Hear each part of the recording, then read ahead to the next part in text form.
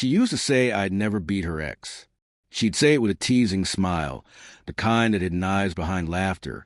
Soft voice, but sharp enough to leave echoes. I never realized how much that one sentence would root itself in my mind, how it would haunt me even after she was gone. It started as a joke between us, in the early days when love felt light and reckless. But somewhere along the line, it became a line I couldn't erase. We met at a racetrack outside the city, where engines roared louder than hearts, and the air smelled of burnt rubber and adrenaline. I wasn't the best driver there, but I drove like I had something to prove. Maybe to her, maybe to myself. She stood by the fence that day, wind tugging at her hair, her eyes following every turn I took like she was memorizing my rhythm. That was before everything turned into a competition. Before love became something we tried to win, instead of something we tried to keep. She was fire, beautiful, unpredictable, and impossible to contain. Loving her was like standing too close to the edge, thrilling and dangerous in equal measure. She liked men who didn't flinch, who could take the fall and laugh about it later.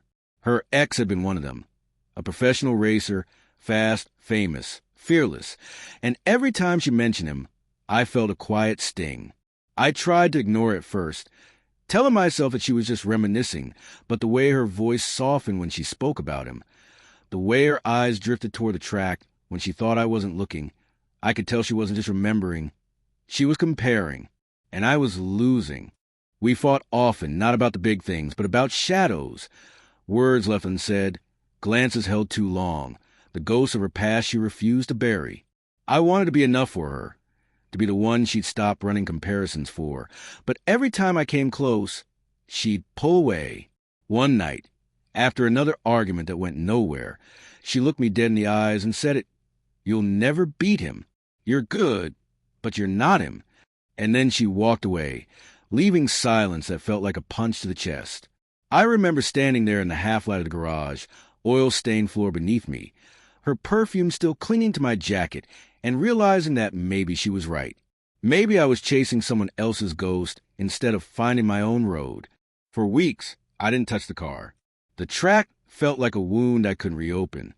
I kept seeing her leaning against the fence, her smile half-hidden, her eyes full of something I could never name. I started to question why I'd been racing at all. Was it for passion or just for her validation? The answer hurt more than I expected. Then one evening, I saw her again, not in person, but in a post. She was at the same racetrack, cheering for him. Her ex. The caption read something about full circles and first loves never fade. It shouldn't have broken me the way it did, but it did. It felt like she'd chosen memory over reality, like she'd gone back to the story I was only ever a filler in. That night, I sat in my car, engine off, headlights dim, and thought about everything. The races, the love, the endless need to prove something. The city lights outside blurred through the rain, and for the first time, I felt empty. Not angry, not heartbroken, just hollow. I wanted to scream, to drive until the fuel ran out, to forget her name. But instead, I just sat there, letting the silence fill me until it felt like peace. Somewhere between exhaustion and surrender, I decided something. I'd stop chasing ghosts. If she wanted to live in the past, she could. I'd start again, new track, new team, new story. Know her. The next morning, I went back to the track. The sun was low, and the stands were empty, but it felt different this time. Quieter, cleaner. I met someone there. A girl from a new team, soft-spoken but confident, with eyes that didn't look through me, but at me. She wasn't like her. No games, no comparisons, no ghosts. She talked about engines like poetry and treated racing like art, not war. For the first time in months, I laughed without feeling like I was betraying a memory. I didn't know then that she'd become part of the story that would make my ex lose her mind later. But at that moment, all I knew was that I could breathe again. And yet, somewhere deep down, I could feel it. The shift, love, loss, and ego were about to collide on the same track. Because when she found out I was racing again, and not just racing, but winning, she'd come back. Not for closure, not for apology, but because she couldn't stand to see me become what she once said I never could. The man who beat her ex, not by luck, not by anger, but by finally letting her go. It didn't take long for the news to reach her. Word spreads fast in the racing world. Faster than engines, faster than healing. I'd only been back on the track for a few weeks. Quiet, focused, keeping my head down, when I saw her name again. First, it was a message from a mutual friend. She saw your race. She didn't take it well. I didn't reply. Then came the calls. Numbers I recognized but didn't answer. It was strange how silence could feel louder than any argument we ever had. I thought I was done with that part of my life, done with her shadow trailing behind me. But heartbreak has a way of circling back, doesn't it? Like a car looping endlessly around the same track, burning fuel just to end up where it started. She came to one of the races. I didn't see her at first, but I felt her. You always do. There's an energy, a pulse, when the past walks into the present. The air changes. My teammate nudged me before the final lap, whispering, "Someone's watching you from the stands." I didn't need to ask who. My hands tightened on the steering wheel, heart pounding in rhythm with the revving engines. For a moment, I almost let old emotions steer me, the need to impress her, to prove her wrong, to finally be enough. But then I remembered how it felt the night she walked away, leaving me in that half-lit garage, and I shifted gears, literally and emotionally. I wasn't racing for her anymore. I was racing away from her. For the first time in years, every turn, every drift, every roar of the engine felt like a release, not a plea. When I crossed the finish line that day, the crowd erupted. My new partner, the girl who'd quietly believed in me from day one, ran up and threw her arms around me.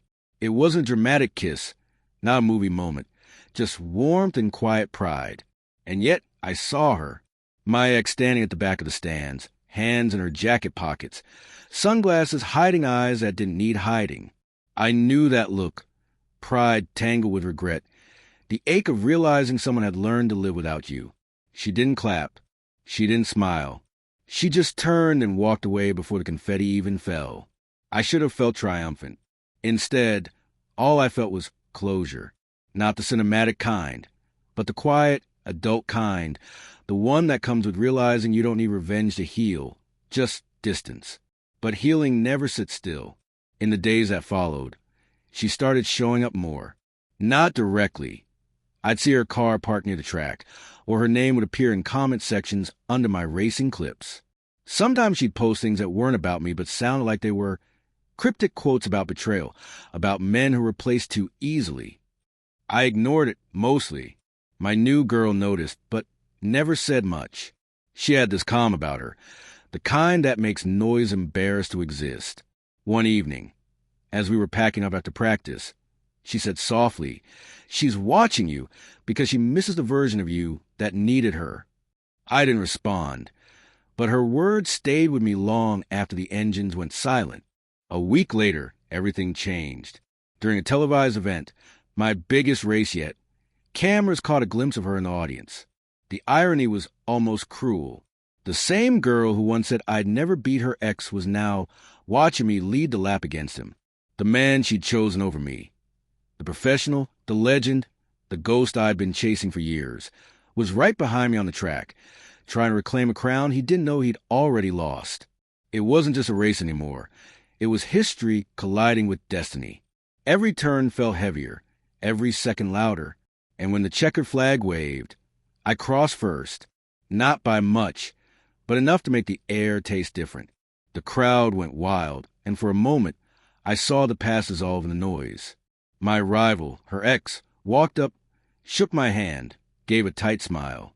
"You're good," he said. "Didn't expect that." I nodded, heart steady, mind clear, because I wasn't doing it to prove anything anymore. Not to him, not to her. I'd finally found my rhythm, the one that didn't echo anyone else's footsteps. But when I looked toward the stands, she was gone again, just an empty space where she'd been standing, like she'd vanished with the wind. Later that night, I got a message from her. Just one line. "You finally beat him." No punctuation. No congratulations. Just that, flat, bitter, unfinished. I stared at it for a long time, wondering what she really meant. Was it regret? Anger? Or just an admission she'd never thought she'd have to make? I didn't reply. I couldn't. Some victories are meant to stay silent. Some goodbyes, too. But in the quiet after, I realized something she probably never would. I hadn't beaten anyone. I just stopped losing myself. And maybe that's what she couldn't stand the most. Not that I'd outraced her past, but that I'd stopped orbiting around it.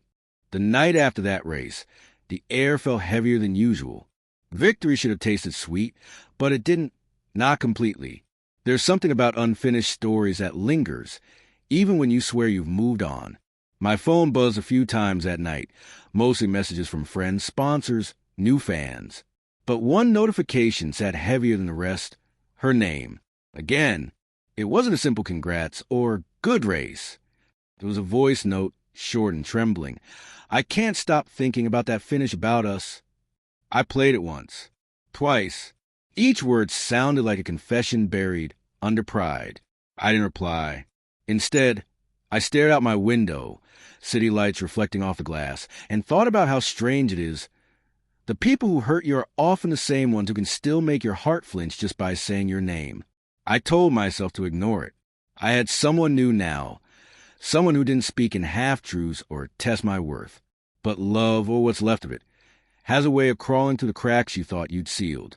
A few days later, she showed up, not at the track this time, but at the coffee shop across from it, the one where drivers usually hung out after practice. I saw her before she saw me. She was sitting by the window, tracing circles on her cup with finger, lost in thought. For a second, I almost didn't recognize her. The same girl who once burned so bright now looked dimmed. Softer, quieter, maybe even sad. When her eyes lifted and met mine, it was like time took a sharp inhale. The noise of the cafe disappeared. All I heard was the pounding in my chest. She smiled, a small, almost hesitant one, and before I could think, she was standing in front of me. "You look different," she said. I laughed lightly. "So, do you—" It was awkward, polite, like strangers pretending they didn't know each other's scars by heart. We talked for a while, mostly about racing, safe topics, neutral ground. But under every word, something unspoken flickered. Regret, maybe longing. She mentioned how she'd watched the last few races, how she was happy for me. Her tone didn't match the words. I could feel it. That tension, that old electricity that once lit us up and tore us apart. Then, almost casually, she asked, "So, the girl who hugged you after the race, she's with you?" I nodded. "Yeah, she's great." The way her jaw tightened said more than words could. "I see," she said softly, looking away. The silence between us was heavy, like two timelines colliding. One that ended too soon, another that had just begun. When I left that cafe, I knew something had shifted again. Not in me, but in her. Over the next few weeks, she kept finding ways to appear in my orbit. Sometimes at the track, sometimes online, sometimes just a text that said, "Miss the old days," with a photo of us buried in her gallery. My new girlfriend. She noticed, of course. She always did. One evening, she asked me, "Do you still love her?" The question landed like thunder in a quiet room. I didn't know how to answer right away. "No," I said finally, "but some ghosts don't leave when you stop believing in them." She smiled sadly, not accusingly. "Just don't let her become a habit again." That hit deeper than she knew. Then came the night everything almost fell apart. We were at a late-night event, a small celebration after another win. The crowd was buzzing, laughter spilling from every corner, champagne fizzing over glasses. And then I saw her, again, dressed in black, hair loose, eyes sharp. She didn't belong there, but somehow she did. She walked straight toward me, confident as ever, ignoring the stares.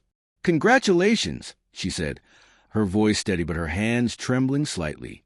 My girlfriend was standing beside me, and I could feel the tension radiate off both of them. It was like watching two different worlds crash in slow motion. "You've changed," she continued, eyes locked on mine. "You're colder now." I met her gaze. No, I just stopped letting people set me on fire to see if I'd still shine. Her expression cracked for the briefest second, a mix of pain and realization. The rest of the night blurred. She left before I could say anything else.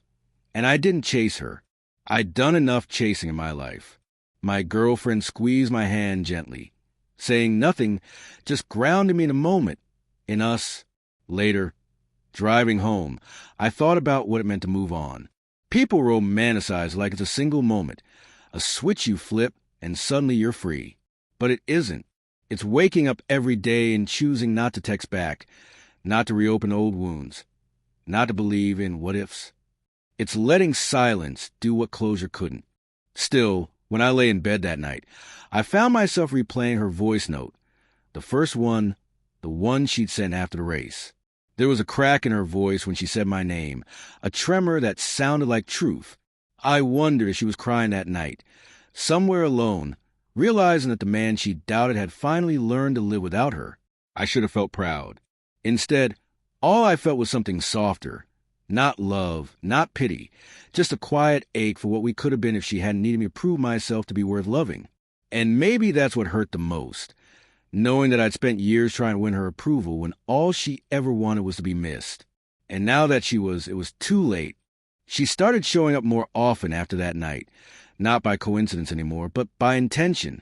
There's a kind of silence that speaks louder than words, and the way she hovered around the edges of my life told me she wasn't here just to congratulate me.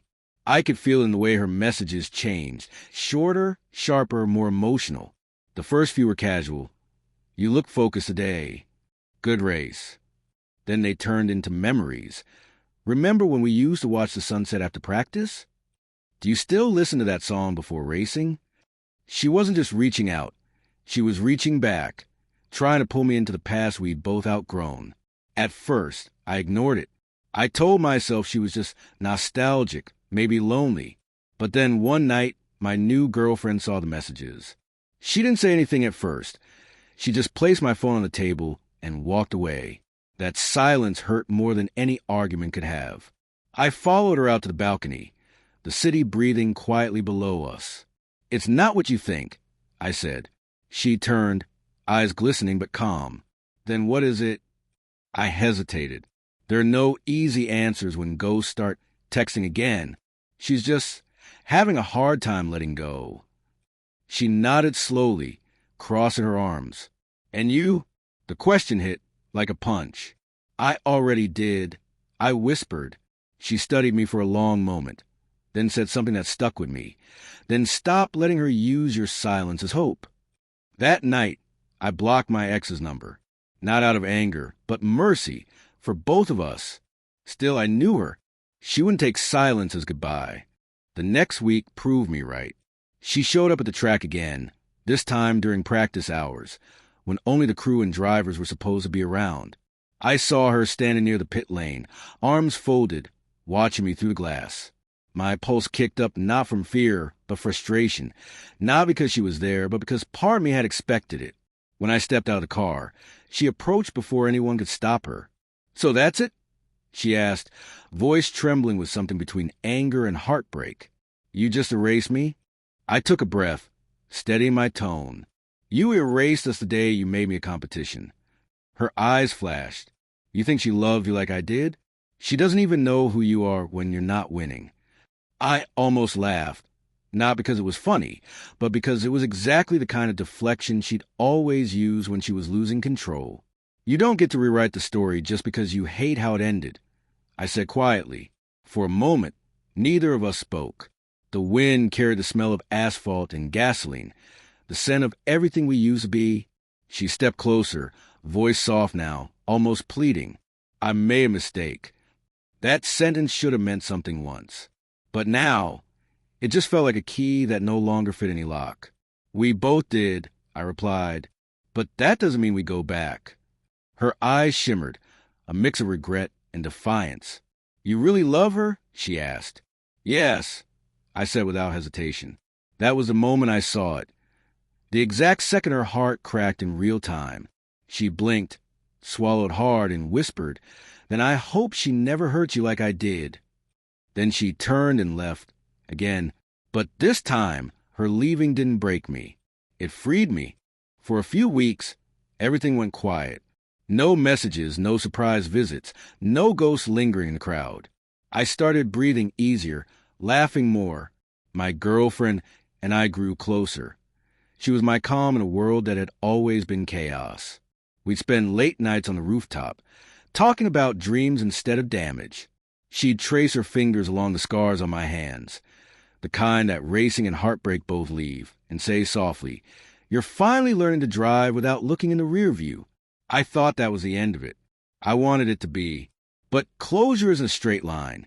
It's a curve, and sometimes it loops back when you least expect it. Because one evening, during a national qualifying event, I saw her again, not in person, but in the headlines. A photo of her and her ex, the one I'd beaten, plastered across sports media. "Power couple reunited?" The caption read. She was smiling in the picture, but I knew that smile. It wasn't joy. It was armor. I should have scrolled past, but I didn't. I stared at it for too long, wondering if she was trying to hurt me or just find something familiar again. My girlfriend noticed my expression from across the room. "You don't have to look back," she said gently. "You already know what's there." I closed the screen, nodded, and tried to believe her. But a few days later, she proved that her story with me wasn't finished. She showed up at my apartment, unannounced, just before midnight.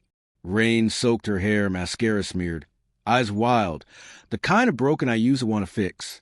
My girlfriend was inside, asleep. "Why are you here?" I whispered, stepping outside before she could speak louder. "Because I saw you happy," she said, voice trembling. "And it killed me." Her words hung in the air like smoke, toxic, beautiful, and impossible to breathe. "You don't get to say that," I told her, my voice low but shaking. "You had your chance to love me when all I wanted was you. Now I'm just someone you can't stand to see move on."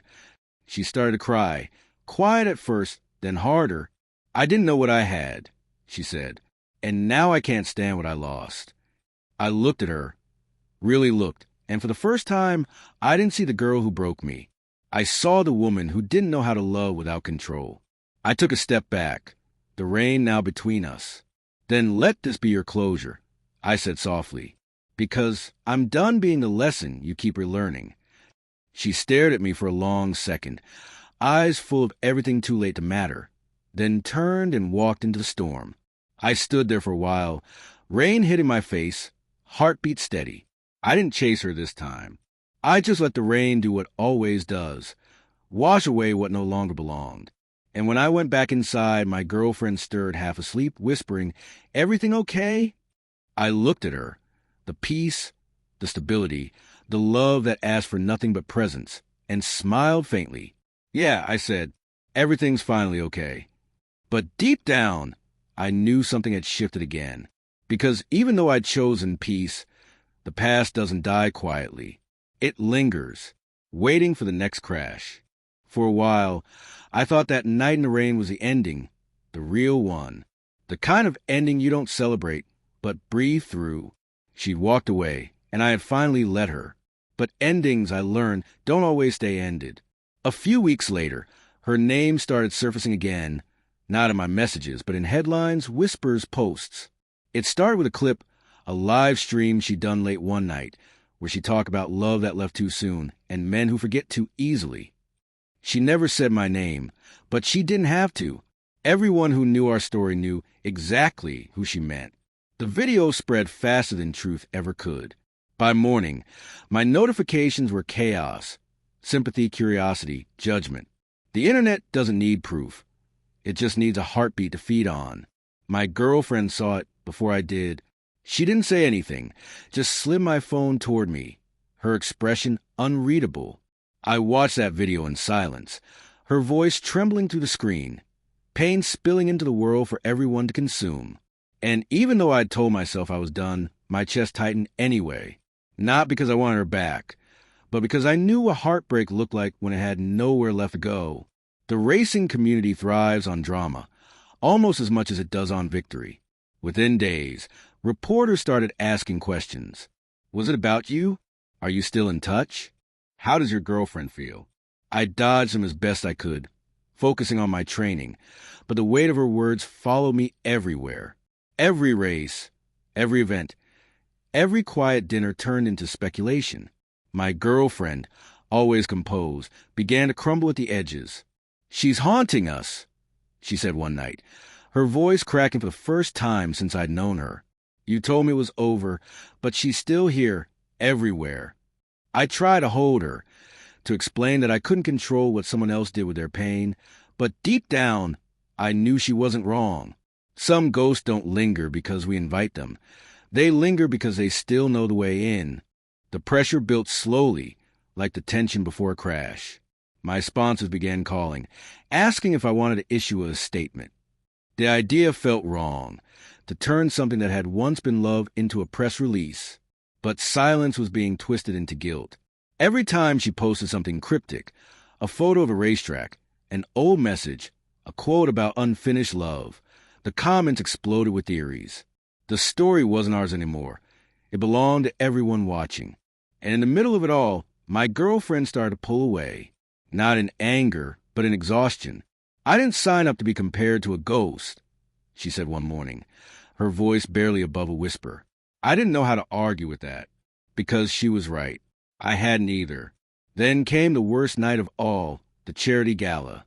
It was supposed to be a celebration. Sponsors, racers, cameras, champagne. I was dressed in black, my girlfriend radiant beside me, her hand resting lightly in mine.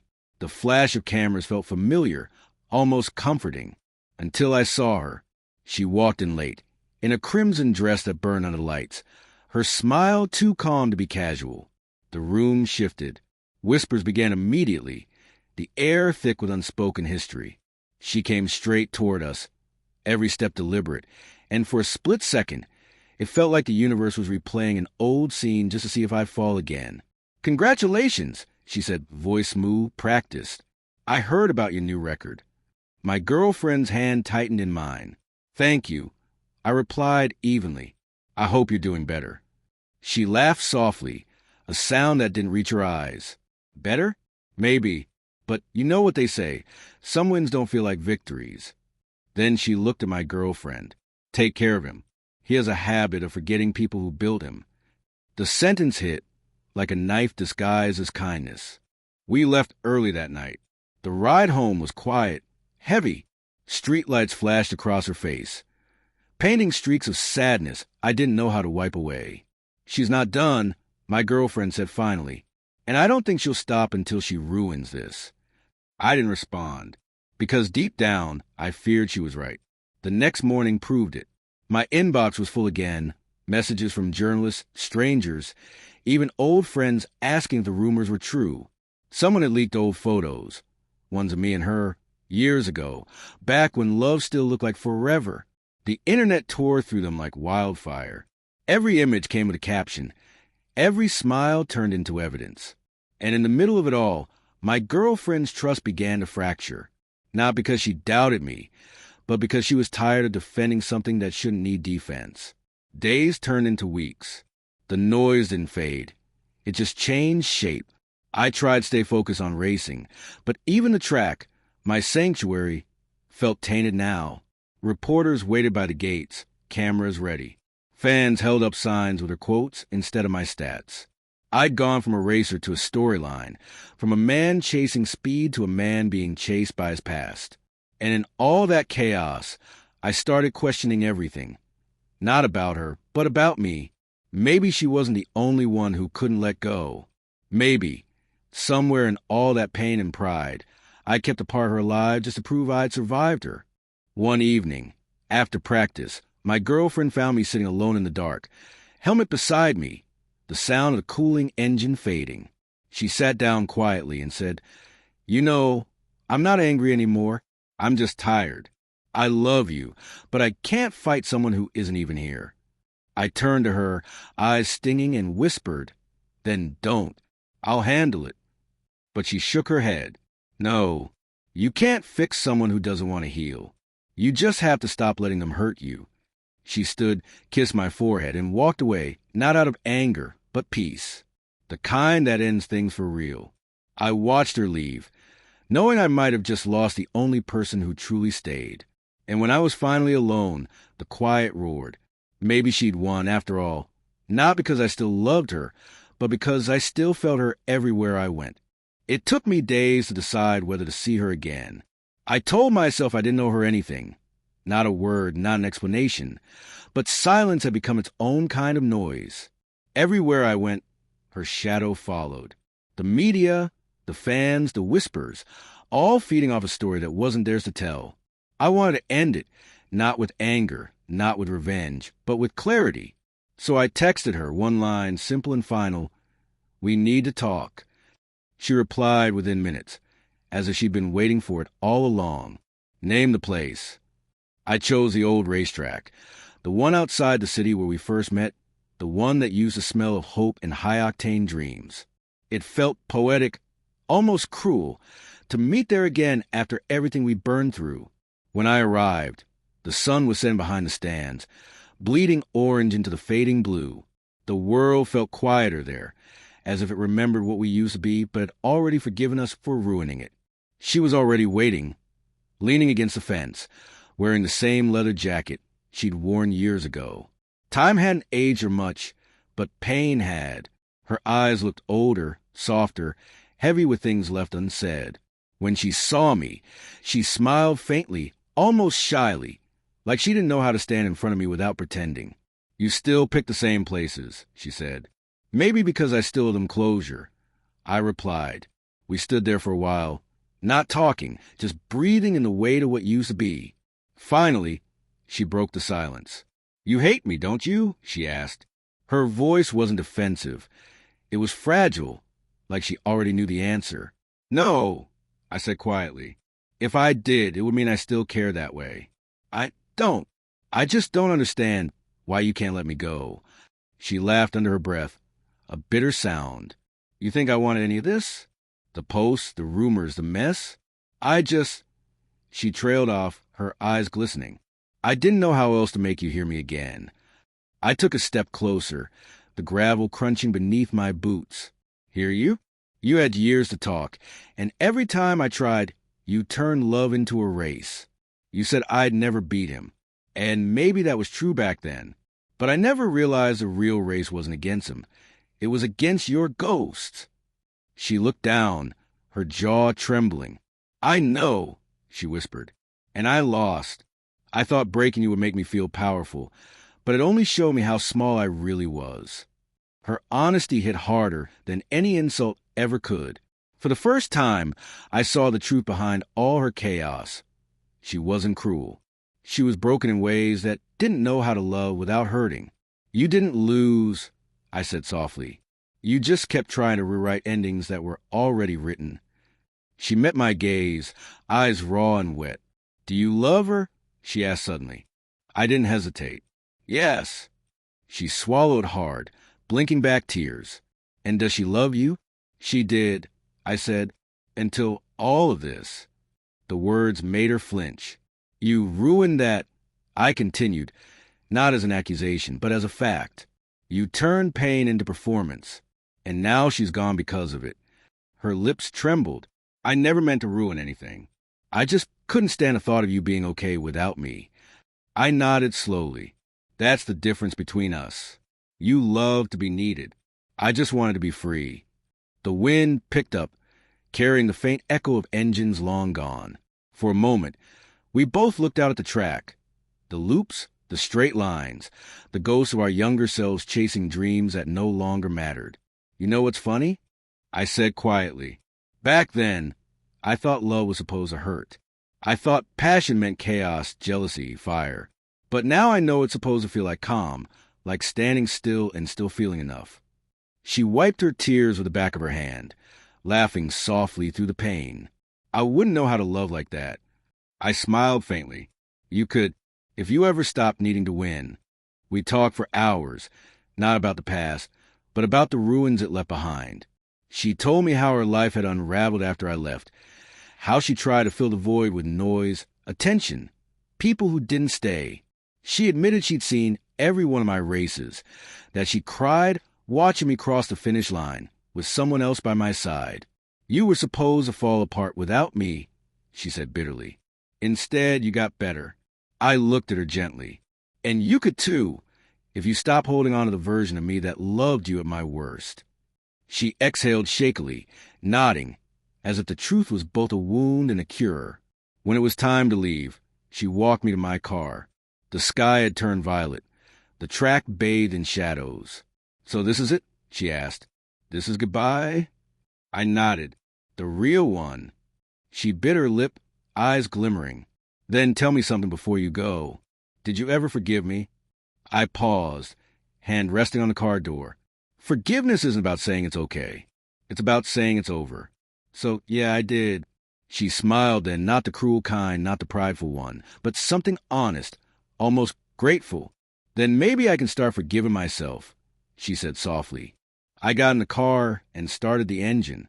As I pulled away, I saw her in the rearview mirror, standing alone in the fading light, hair whipping in the wind, watching me disappear one last time. It didn't feel cinematic or tragic. It just felt quiet, complete. For the first time in years, there was no ache in my chest, no noise in my head, just the hum of the engine and the simple, liberating truth that I didn't need to prove anything anymore, not to her, not to anyone. And somewhere between the road and the horizon, I realized the cruelest thing love ever does is make you believe closure has to come from the person who broke you, when really, it only ever comes from the moment you decide you're done bleeding from memories. Peace, I learned, doesn't arrive like a sunrise. It sneaks in quietly, like fog over an empty track, soft and slow, settling in places that used to burn. After that night, I stopped running, literally and metaphorically. I stayed away from the circuit for weeks, maybe months. I lost count. The roar of engines had once been my heartbeat. Now it sounded too loud, too close to chaos. I spent my mornings on the balcony instead, coffee in hand, watching the city wake up without me. The world moved fast, as it always had, but for the first time, I didn't feel the need to chase it. Healing wasn't about forgetting her. It was about unlearning the version of myself that had existed because of her. At first, it was unbearable. The silence, the stillness, the way my phone stopped lighting up with messages, mentions, noise. I had built an identity out of momentum, and when that was gone, I felt hollow. But slowly, the emptiness turned into space. Space to think, to breathe, to rebuild. I started fixing small things around the apartment. The flickering kitchen light, the leaky faucet, the shelf that had been crooked for years. It sounds trivial, but each act felt like reclaiming something, control, maybe, or self-respect. The world outside still talked about me. Her fans still stirred the pot online, twisting narratives, but I didn't care. I had learned that peace wasn't found in clearing your name. It was in not needing to. Some nights, I'd drive out to the coast, park by the water, and just sit there, no destination, no noise. The waves were rhythmic, predictable, unlike love. I thought about the girl who'd stood beside me at the races, the one who believed in me when I'd stopped believing in myself. I missed her, not because of romance, but because she'd seen the version of me that wanted to be kind, not just strong. I hadn't heard from her since the scandal broke. She'd gone quiet, disappeared from the chaos I'd unknowingly dragged her into. Maybe she needed distance. Maybe she was protecting herself. Either way, I respected it. Some people love you deeply enough to leave when staying would destroy them. It was around that time I started running again, not for trophies or validation, but for clarity. Dawn runs through the empty streets became my therapy. There was something pure about it. Just me, the pavement, and the sound of my breath syncing with the rhythm of my heartbeat. No crowd, no cameras, no finish line. Just motion for the sake of feeling alive again. The first few runs were brutal. My body resisted. My lungs burned. My mind replayed every mistake I'd made. But then something shifted. The pain started to feel like cleansing, as if every step was scrubbing away a piece of the bitterness I'd been carrying.